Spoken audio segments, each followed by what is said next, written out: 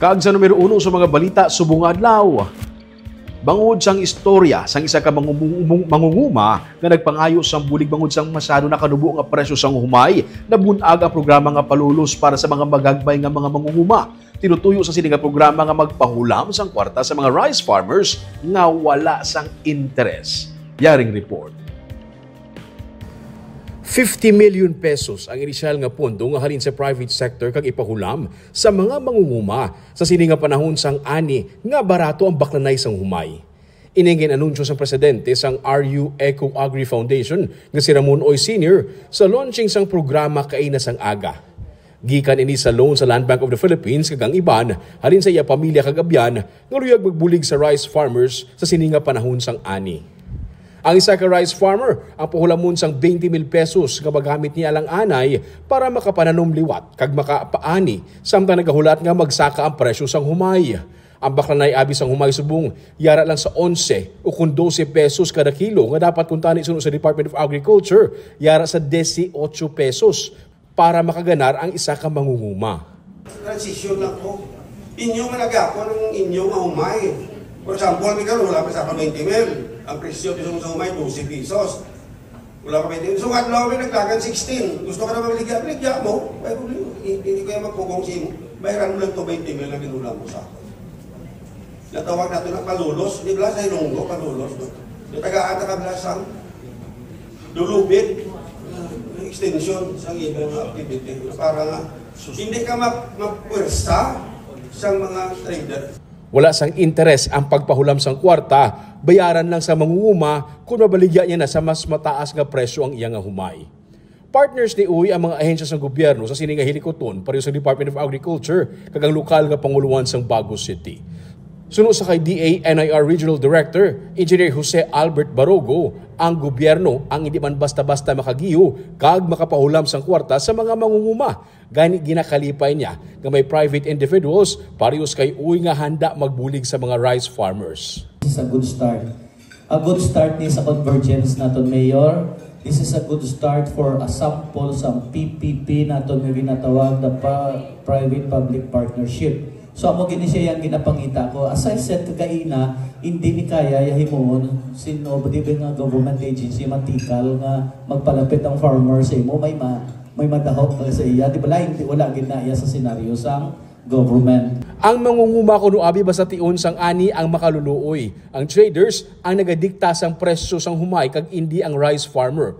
Pareho sa natabo sa kay Rolly Fuentes ang barangay Tabunan sa Bago City nga lain naging kasugtan nga presyo sa sugod pero samtang nagaani na kag nagabutang na sa sako sang humay nagapanaog ang presyo. Kapit na nagabalsa nagpro ang presyo 50 na lang.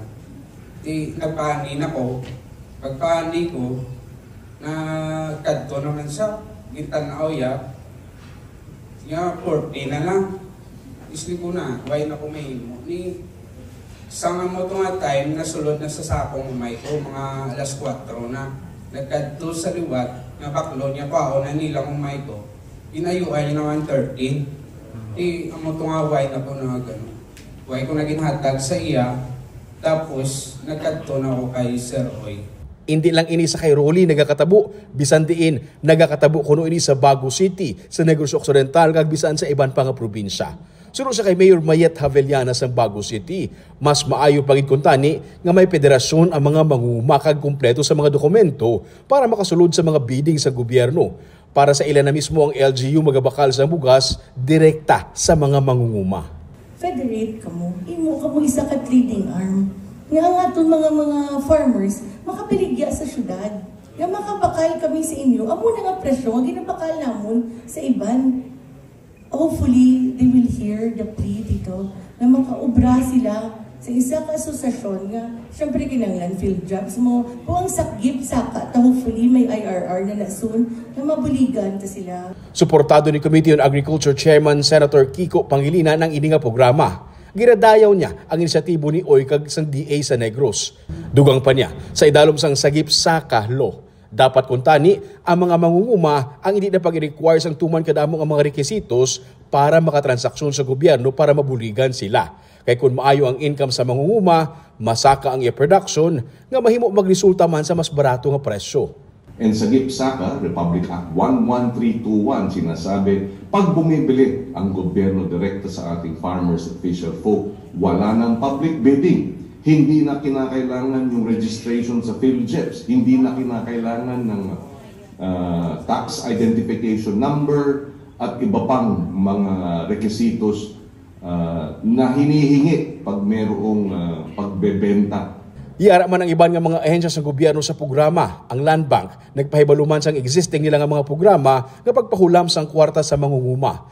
May tiglawas gikan sa iban pagid nga mga bangko nga nagalantaw kung paano makabulig sa farmers. Nagkarinlain nga mga farmer group organizations ang ara man nagpamati. Sa karon, gina-finalize ang mga kinahanglanon para maka-enroll sa sini nga programa. Luyag ni Oy kag sang DA nga masuguran ini gilayon. Patag nila, wala sila nagakompetensya sa traders. Ang luyag lang nila, buligan ang rice farmers nga makabangon halin sa makaluluoy nga sitwasyon.